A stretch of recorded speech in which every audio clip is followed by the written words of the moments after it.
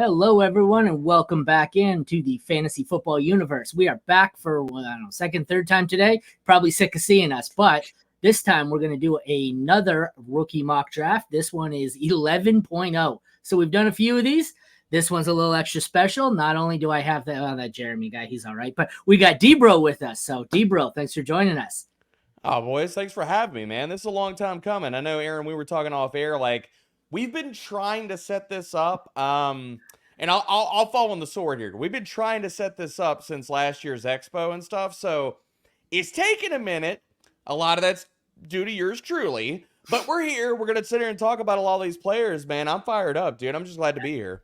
That's also partly my fault, though. I give vague answers. My schedule, I have a lot of open time, so I try to accommodate. Like when I was on FFT with Heath, literally, he didn't know I was just going to call in sick to be on his show. So he said, well, when are you available? So I just said literally any time. And I was trying to be accommodating, but I guess I could have been with you, I could have been more specific so you knew what to look for. You gotta reel me in. You gotta be like, okay, this the day, this the time. What's up? You in? You not? What's going on here? I'm like, yes. Too many options in it.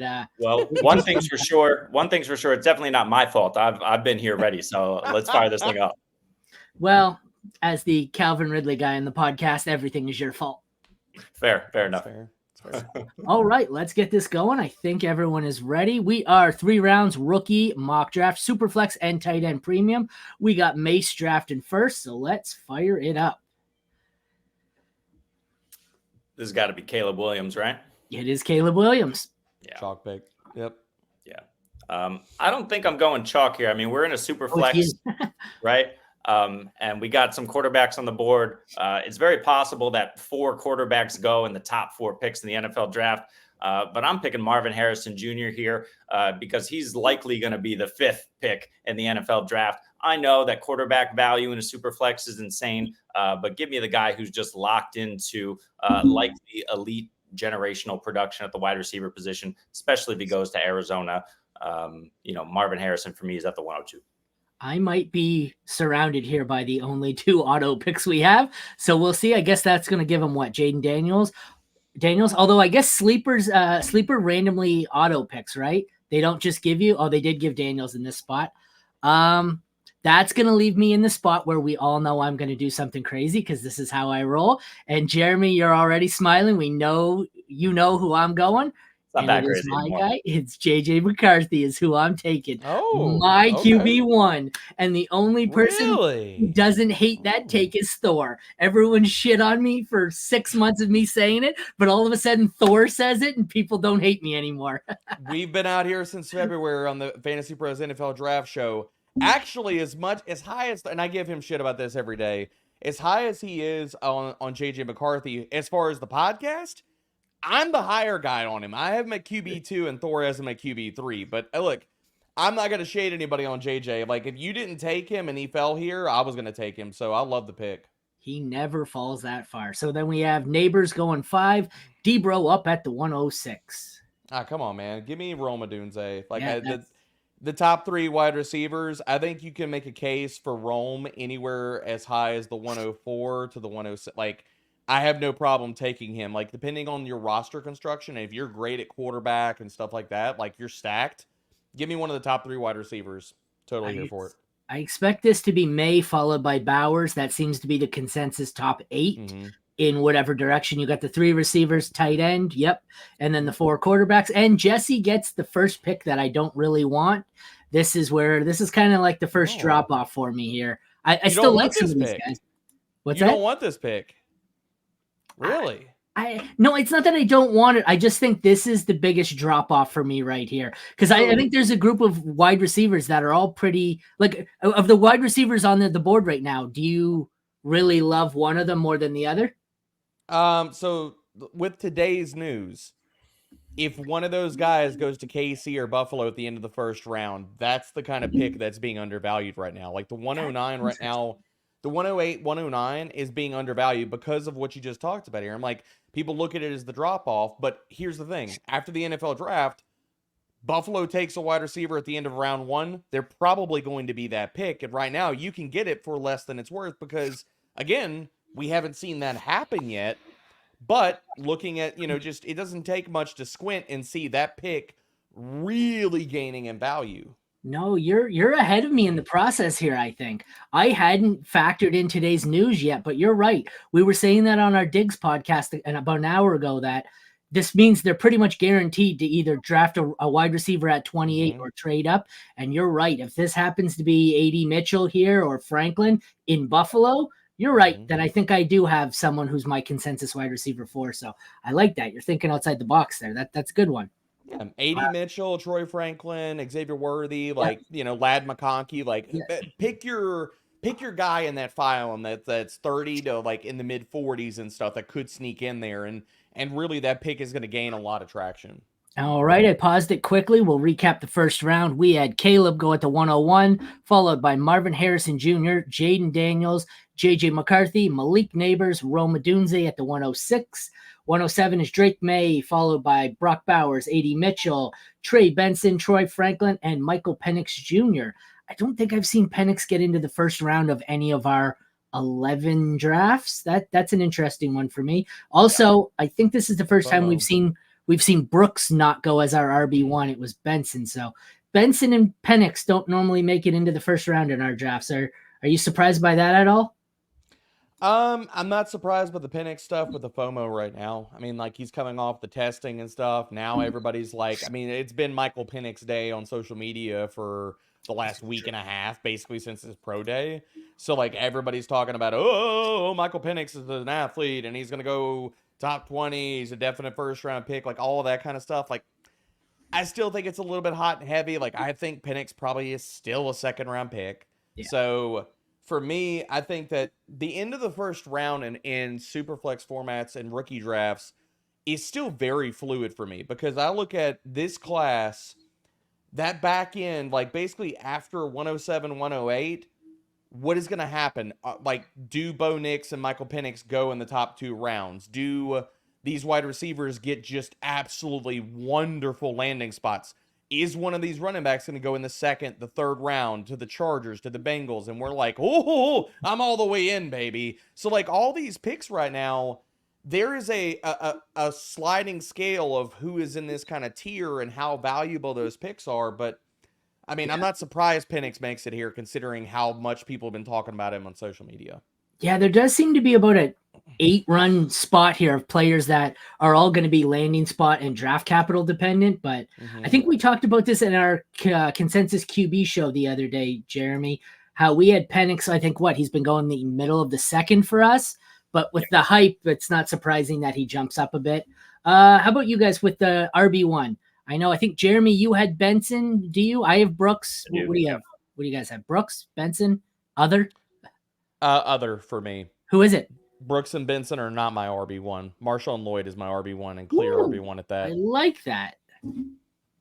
Yeah. I love Marshawn Lloyd. Like I just needed, like after he cemented it with a 4.4 and stuff and with everything I saw in Mobile, like no matter how you stack it up, and that's where I guess I kind of push back on some people who are like, the consensus and the popular take is, oh, well, this RB class is just total crap. It's bad. And I'm like, okay, this class might not be amazing, but the top 4 running backs in this class, we're talking about Marshawn Lloyd, Jonathan Brooks, Trey Benson, and I'm blanking on the last guy. You have Wright or Corum. We have Wright. Yeah, you have Wright. And okay. Wright. And so those top 4 guys could easily go anywhere in the second or third round and have fantastic spots. So again, going back to this, like all these picks in this range at the back end of the first, top of the second are being slept on, honestly. Yeah. For me, the worry is the top 2. I'm going to pause it quickly before you pick your D, bro, so you don't have to talk and pick. For me, the top 2 that I would have had as my top 2 running backs, they're the ones with the worst injury history. Like Brooks is coming off an ACL and Benson, and I know it might only cost them a little bit of the season, but running backs don't have a lengthy career. So that's one of the reasons I liked Lloyd and Wright a little more than consensus because they're coming in healthy. So I don't actually hate this running back class. It's not great, but the injuries scare me for Benson and Brooks. How about you, Jeremy? Yeah. And that's one of the reasons why we talked about, and Debro's hitting the nail right on the head. We talked about kind of landing spot mattering now because, yeah, all of these guys are talented. Are they a phenomenal class? Maybe not necessarily, but if they land in the right spot, I mean, the landscape has totally shifted in fantasy and in the NFL. In reality, we see, tons of committees these days. So it's really just going to depend who is in line for the most volume, I think. And that's, sorry, I'll stop right here. This is why you have to do your own research and not follow ADP, because Debro's number one running back was Marshawn Lloyd, and I had to scroll all the way down. He was down here in this range on their ADP board. So don't necessarily get used to, just following blindly what the ADP is, because he just scooped his RB about, according to theirs, like 12 picks early, but it's buried. So. Oh, man. What the? What? Javon Baker going, like, I was hoping maybe in some type of universe, maybe he falls back to me or something, but apparently we're in too sharp of a room right now. Like, that pick hurt my soul. I'm gonna throw that out there. He normally goes in the third round. I've seen that's the highest I've seen him go, 208. Are you somebody sharp? Debro, are you Baker over Pearsall?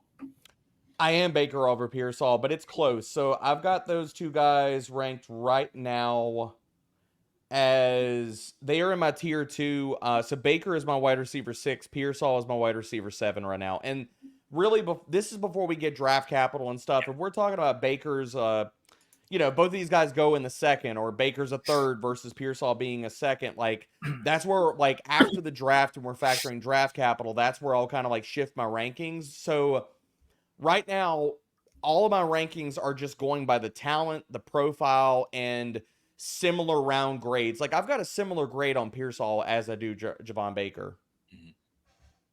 Yeah. I'll recap the second round here. I was just noticing we finally got another quarterback. Before I recap, I'm not a big fan of either Penix or Nix. I think they're both just in the same tier for me, but I got to say, I'd much rather have Nix at the 211 than Penix at the 112. Just for the value alone, I'm not sure either one of them is more likely to hit. Do you guys have a preference there? Nix 11 picks later or Penix at the end of the first? Okay, so let's just play out the thought experiment. If Bo Nix and Michael Penix both go in the second round, and Spencer Rattler goes at the top of the third, give me Rattler over both of those guys. Yeah. Especially because we're into the third round and he still hasn't gone. But yeah, the second round we had starting off at 201, Ladd McConkey, Xavier Worthy, Keon Coleman, Jonathan Brooks, Brian Thomas Jr., Marshawn Lloyd, Blake Corum at the 207, Javon Baker, Ricky Pearsall, Xavier Legette, Bo Nix, and Jalen Wright closes it out at the 212. I really like the value there on Jalen Wright at the 212. That is a solid pick when it's pretty much starting to dry up, I think, with the exception of maybe some wide receivers here. You'll probably see a run. I guess we'll get going again into the third round with Mace on the clock. Yeah, my only concern about Wright, and I love the player, I'm just concerned that he's not necessarily going to land in a spot where he's, like we just talked about, where he's going to get those touches. I think he has the ability to work inside, but obviously you want him to hit the home run, work on the outside, potentially a little bit in the passing game. But yeah, Debro, do you think that Wright can carve out a significant role so he's relevant in fantasy right away? Oh, I surely do. Yeah, I absolutely do.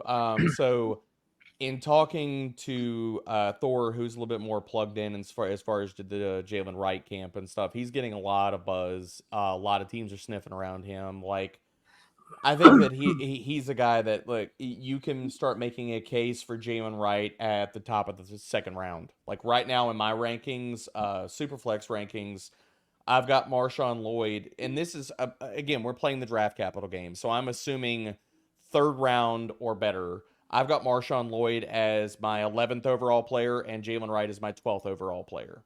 So nice. Then you got Braylon Allen, the forgotten running back there. Jeremy takes Roman Wilson. Then we see Estime, who's fallen. I know he was going early in the second round at one point. Him and Bucky seem to have fallen dramatically after that combine showing. And I am debating between one or two receivers. What was that? I think we got a tight end that you got to take because I left him for We you. do have a tight end. And I was going to say I'm debating between one or two receivers and my tight end of choice. And Debro's probably again going to think I'm crazy because I'm not taking the tight end you're probably expecting. Oh my God, is he even on? There we go. I think I heard Debro talking about this guy and hyping him up the other day. There's my tight end of there choice. we go, baby. Yeah. Let's go.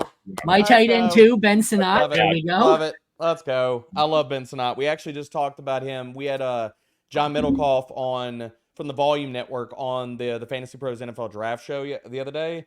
So people need to go check that out. But I was spitting the love letter on Ben Sinnott. I think he's being underrated, man. The numbers all stack up. My comp for him is Dalton Schultz. So I think he could land in a spot, especially after his testing, like round 3, and be like the third option in a passing game. Yeah, I'm a big fan of his game. Yeah, testing, Senior Bowl practices, just cooking defenders out there. I mean, the tape, he just shows up on that. And the guy can even block a little bit, right? So he seems like the total package in the clear tight end 2 to us. I don't know if it's possible to plant a flag in the 3rd round, but we're about to go there. I'm taking my wide receiver 10, which, I mean, thank you for y'all letting him fall to me. It's funny because I was just about to say, are we in dart throwing territory, or do you really have someone you like here? And love it. You said you're planting your flag. Why are you planting your flag? I love Jermaine Burton. Like I was not expecting to like him as much as I did when I turned on his film. I think that there's 2 guys in this class, and I've already spit the love letter on Javon Baker, but there's 2 guys in this class that I feel are mischaracterized as far as the role that they played in college and what the role could be in the NFL. And that's Javon Baker and Jermaine Burton. If you turn on both of their tapes, their film just for days says that, like, look, yes, they were asked to stretch the field in college. That is not the only thing they can do. They are triple level threats. They are route runners for days. Both of them are explosive players. Burton, I know he did not jump out of the gym and stuff, unless you're talking about his vert. But Jermaine Burton tested fantastically. He comes from a big program. If he would have had better quarterback, and this is not me taking a shot at Milroe, this is just a fact. If he would have had better quarterback play for the entirety of Alabama's season last year, we would be, and the consensus would be talking about Jermaine Burton in a very, very different way, because the kid can freaking play, and his game is being very underrated because everybody looks at him as, oh, well, he's a field stretcher. Just lump him in with all the field stretchers, round 3, round 4. I'm like, this kid is way better than that. Yeah, I like that. He's one I hadn't heard a lot about.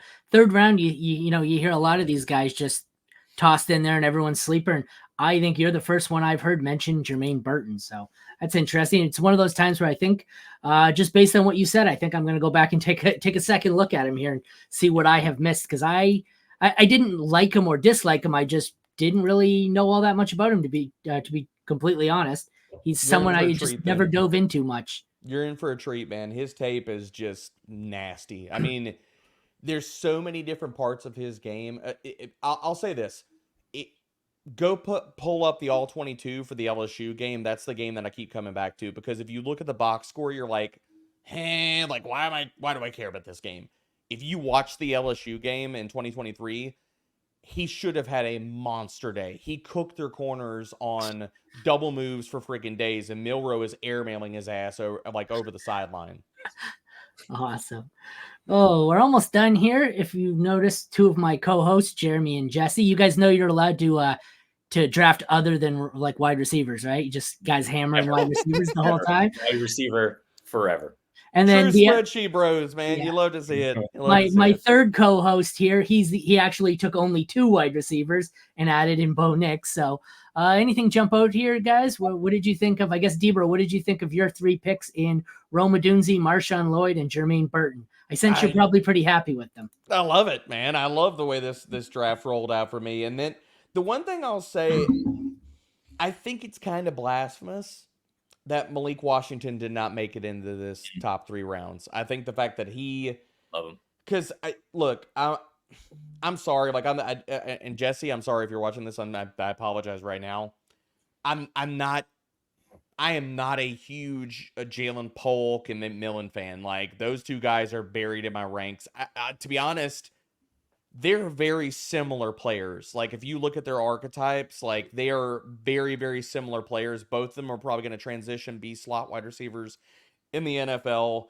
I'm not huge fans of either one of their games. So to me, I would have taken Malik Washington, assuming like he goes 3rd round-ish, maybe 4th round, gets a good landing spot.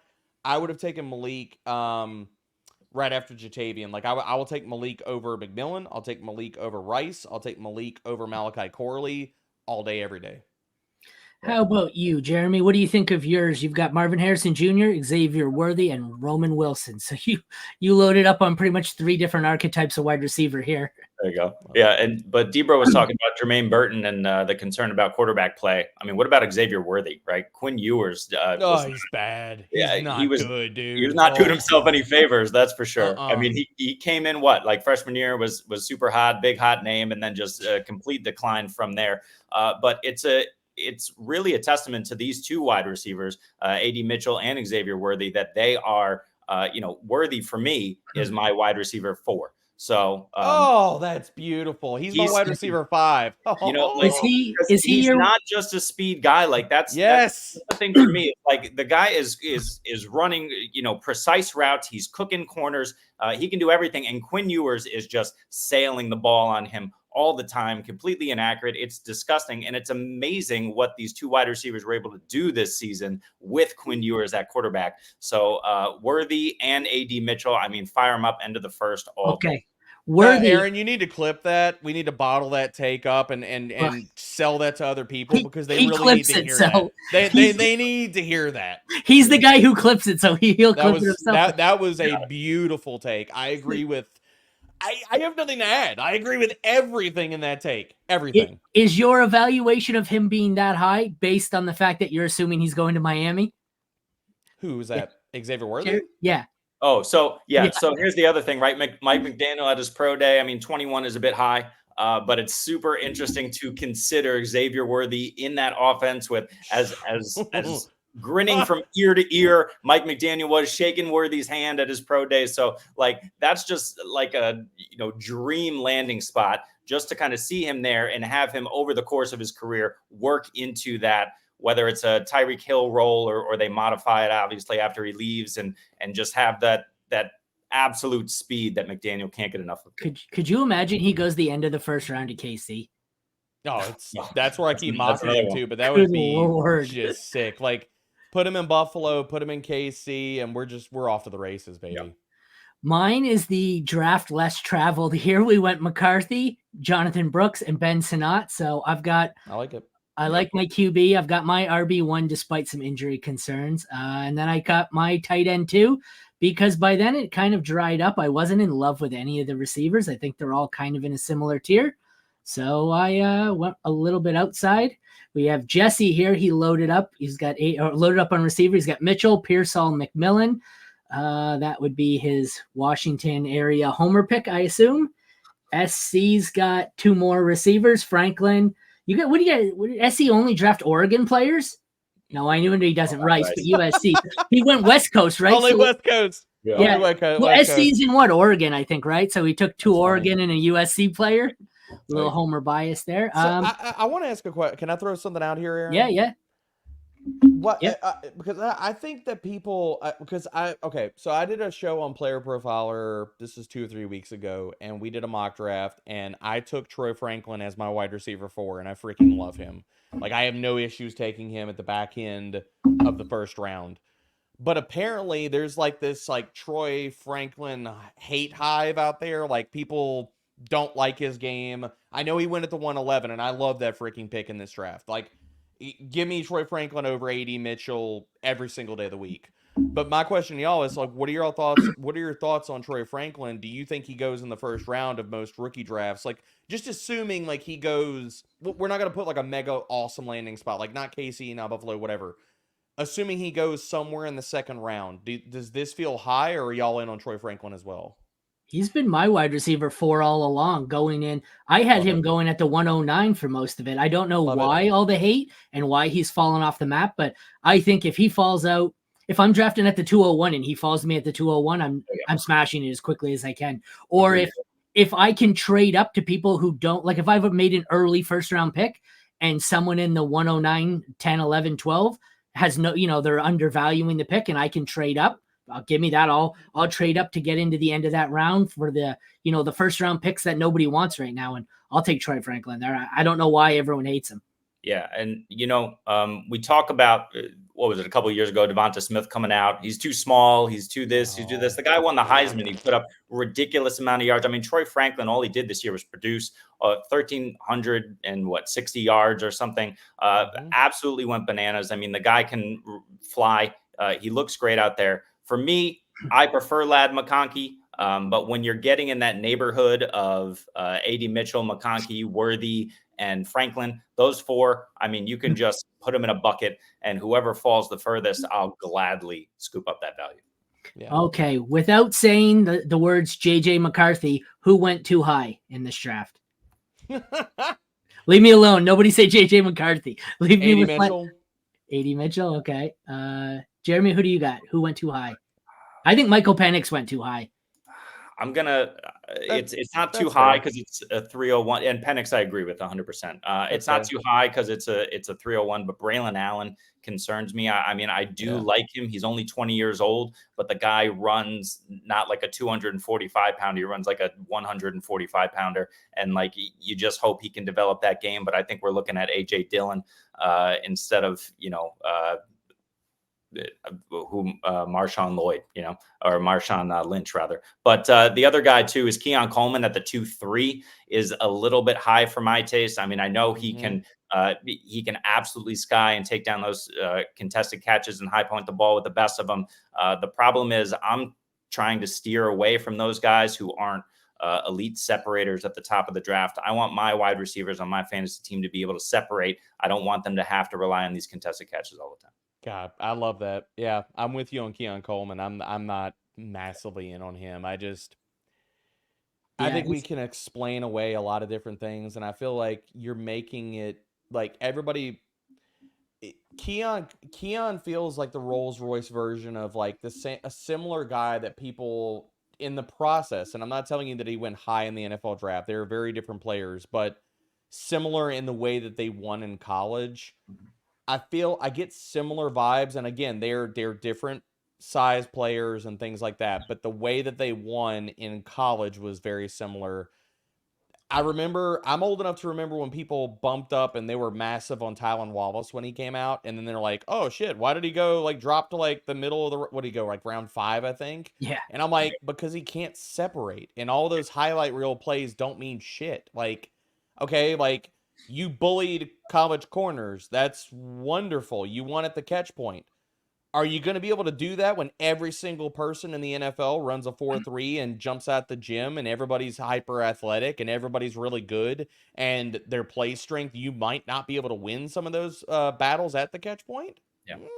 I've got one here that's the opposite, I think.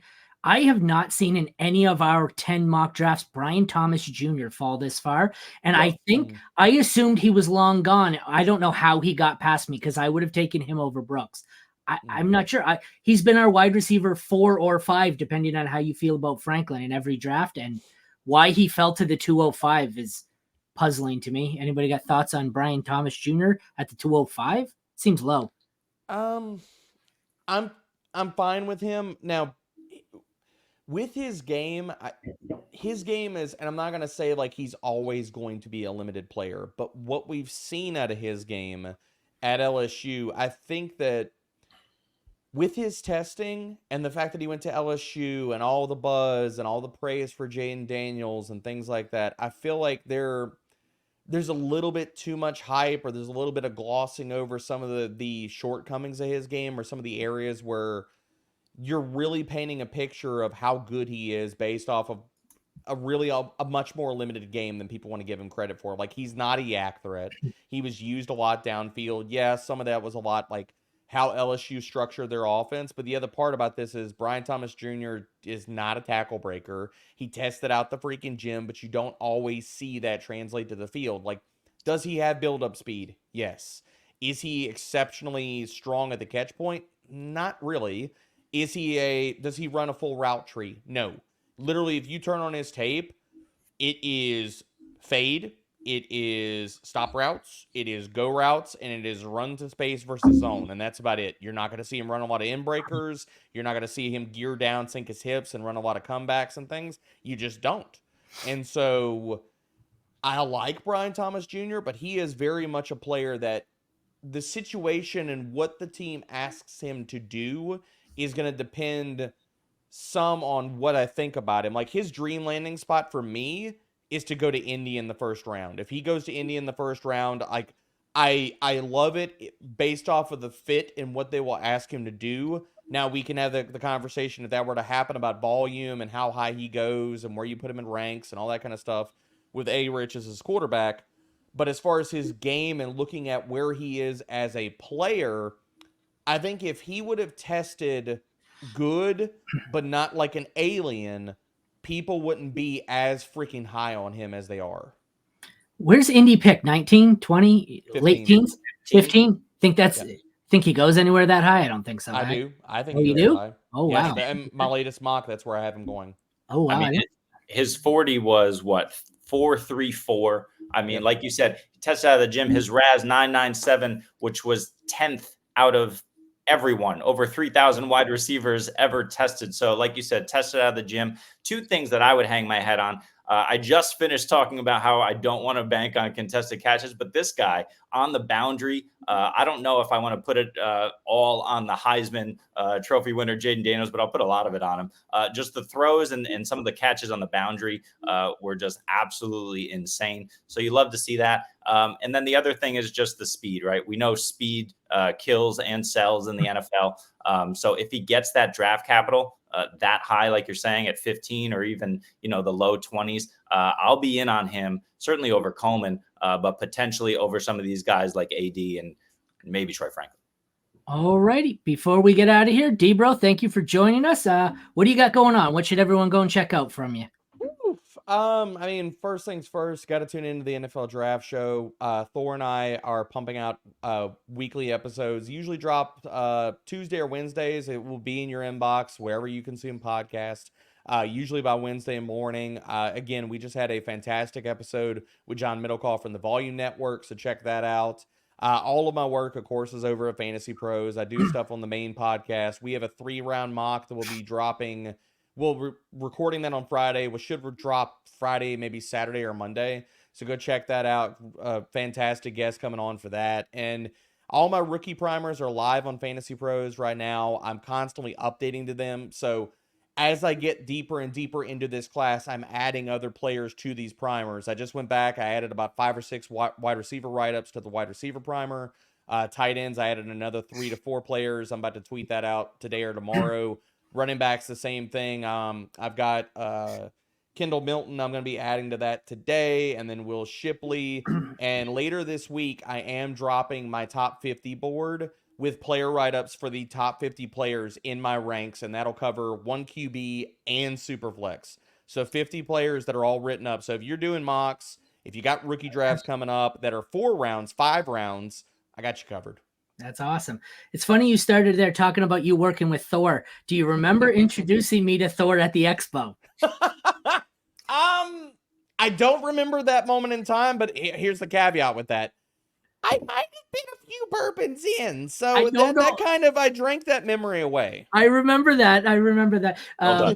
So the Saturday night it was me, you, I was sitting there with you and Fitzy, and I was just talking, and I said, I've still got a few guys that I haven't met, my little list here. And I said, Marcus, I hadn't run into, and I said, I haven't run into JJ or Harmon, and I haven't run into Thor. And you said, well, I think you can meet Thor. And I'm like, well, why do you say that? You're like, he's been standing next to you for the last 20 minutes. Oh, he shaved and nobody recognized him. He shaved, and I still give him shit about that because he was going incognito. I was like, you're not the only person that said that at the Expo. So I told Thor, I was like, when we come back to the Expo, and we will be at the Expo this year, we're actually rolling deep this year for Fantasy Pros. We're bringing the whole crew. Nice. So with that, man, I was like, you cannot shave. You were going to be put on notice. I'm going to pay somebody to infiltrate your house, take all of the trimmers out of your house, and you cannot shave your beard because nobody at the Expo, he walks past people, people are like, yeah, I haven't seen that guy here. Where's he? He's right here. He just looks like a naked mole rat. I talked to you guys for 20 minutes, and until you said it, and then you're like, he's standing next to you, and I had to turn around his name tag, and I'm like, it's Thor. Holy shit. I'm like, you've been sitting next to me here for like forever. I did not recognize him. So good. He went completely clean shaven and did not look like Thor. So Well, thank you again for joining us. It was great having you. Everyone go check out what Thor I said Thor now. What Debro has going on, and head over to our fantasyfootballuniverse.com and check us out. I think we're done for the day. Are we have any more scheduled, Jeremy? This is like our 8th episode of the day. Let's be done. Good? We'll pick it up. Unless there's Jeremy's like, look, three. man, it's almost 9 o'clock. I got to go to bed at some time. That's it. All right. Thanks everyone for joining us. Check back next time for the Fantasy Football Universe. Take care. Have a great day.